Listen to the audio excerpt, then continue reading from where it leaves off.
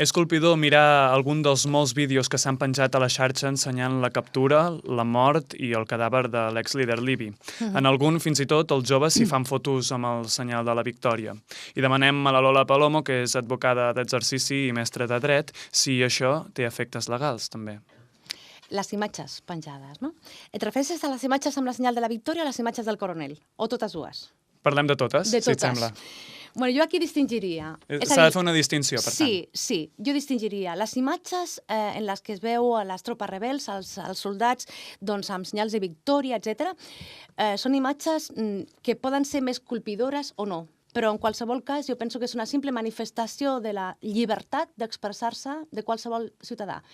Entenc que el que puc dir soni gruixut, en el sentit de que, clar, fotografiar-te al costat d'un cadàver somrient i amb l'ensenyat de la victòria pot colpir, pot ser molt dur, però en qualsevol cas és una simple manifestació. Tornem a la guerra, no? Tornem a el que han viscut aquestes persones. Exactament, tornem un altre cop a la mateixa situació, al mateix context, i és una verbalització, una manifestació, entenc jo, una simple manifestació de llibertat, de dir, mira, s'ha acabat aquest període, comencem un altre, no?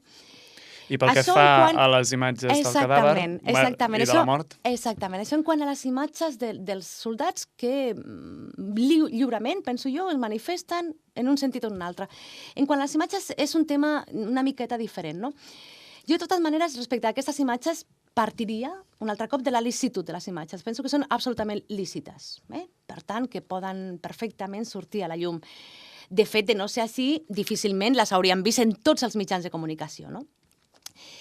De fet, són una prova, no?, perquè el cas Bin Laden, per exemple... Aquí està. Mira, ara parlem d'això, perquè, mira, jo penso, per una banda, que la informació gràfica, que és un tipus d'informació, s'ha de mesurar, s'ha de medir amb els mateixos paràmetres que la informació no gràfica.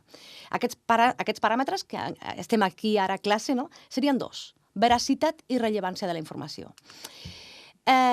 Partint de que no hi ha dues situacions idèntiques, que no hi ha persones idèntiques, que no hi ha imatges idèntiques, ni prismes idèntics, perquè el fotògraf és un o és un altre, no? I per tant la visió és diferent, jo crec que hauríem de distingir si la imatge és una persona pública o privada, si és un menor d'edat o no és un menor d'edat, si es tracta d'una imatge d'un accident o d'un conflicte bèl·lic, un conflicte armat, si la imatge apareix d'una forma accessòria o no apareix d'una forma accessòria. Per tant, no és que no vulgui donar una sola raó, sinó que hi ha moltes circumstàncies que podria fer-me decantar cap a un costat o cap a un altre. Jo penso que en el cas de les imatges del coronel Gaddafi, ningú dubta de la seva veracitat, del seu valor informatiu, no?, i també de la seva rellevància pública. Com he dit abans, no es tracta d'un personatge qualsevol, es tracta d'una persona pública, un dictador que ha governat durant més de 40 anys un país d'una forma molt dura. Sens dubte, si s'hagués tractat d'una persona privada que hagués aparegut involuntàriament en un fet noticiable, no estaria dient el mateix, però no és el mateix, no és el mateix context. I una altra qüestió és que des d'un punt de vista deontològic, més ètic, no?, es pugui un plantejar si veure les imatges d'aquest cadàver com si es tractés d'un trofeu és ètic o no. Això és una altra qüestió. Jo penso que el valor informatiu és el valor informatiu, però sí que és veritat que quan se li veu, doncs se l'exhibeix en el capó d'un vehicle com si fos un animal, perquè és un animal, com amb el signe de la victòria, etc. Doncs això, des del punt de vista ètic, tindria una altra lectura, possiblement, no? Jo no sé on ho vaig llegir en alguna ocasió, no t'ho podria dir, però penso que és ben cert. Miri, i tu ho has comentat abans, o has insinuat abans, no? És tant el valor informatiu de la imatge que de forma inconscient o de forma conscient el que no està en la imatge pràcticament no està en el món. És com si no hagués existit. Tu abans has posat l'exemple. Van córrer molts rumors al maig d'aquest mateix any amb la mort del Bin Laden. Per què? Perquè no el van veure mort.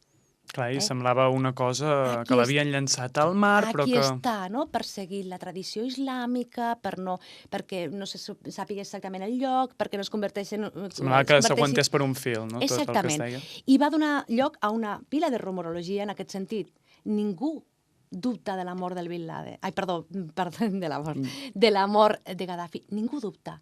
I aquesta manca de dubte és precisament per les fotografies i els vídeos. Per la imatge. Per tant, jo des del punt de vista jurídic crec que Per tant, en aquest cas, els mitjans de comunicació també seria lícit que poguessin difondre els vídeos. Perfectament. L'altra cosa és que això es pugui fer ferint sensibilitats, no? Perquè, a part d'això, de ferir sensibilitats, també hi ha un xoc amb el dret a la informació, o sigui, el dret a la informació xoca amb el dret a la pròpia imatge, tot i que és una persona, abans ho apuntaves, una persona pública, no? Però en aquest cas, que ha fet mal, però difunta, també. Hi ha una barreja ètica i judicial aquí. Jo aquí distingiria molt clarament, de veritat. Penso que des del punt de vista jurídic són imatges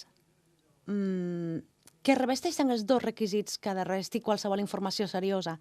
Per una banda, que són veraces, hi ha una veritat informativa aquí, hi ha una claríssima rellevància pública de la informació. Per tant, aquí, per colpidores que siguin, aquestes imatges, crec que des del punt de vista jurídic, res a dir. Des del punt de vista deontològic, és una altra qüestió.